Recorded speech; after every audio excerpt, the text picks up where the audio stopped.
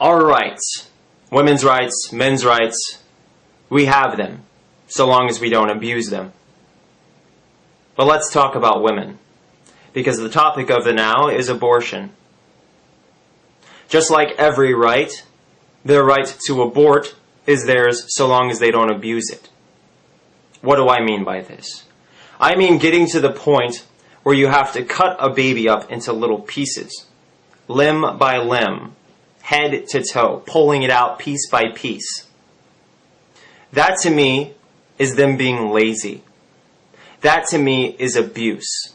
This isn't universal, but the cases I'm referring to, absolutely. Me in the shoes of a woman. If I were violated, I would want an abortion so that person could not extend their life. So when they die, their seed would not live on. Now, as far as me potentially dying, because during labor I was destined to have complications and the doctor were to warn me of this, would I allow myself to die and choose to have the child live on? That depends if the child has someone to take care of them. That depends on how developed the fetus is.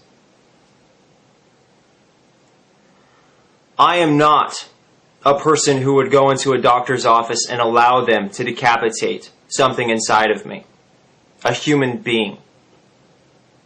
I would not allow them to kill a human being that could potentially live on its own if removed from me.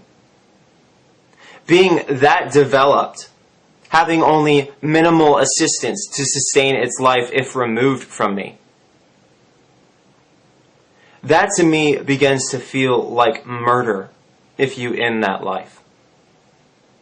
Because that to me goes from something that feeds off the life force of others to an independent life form. That to me, I couldn't live with. So I ask all of you to be proactive. If you get pregnant and you don't want the child, don't sit around and let it develop. Don't let that sperm turn into a human being. Because if you do,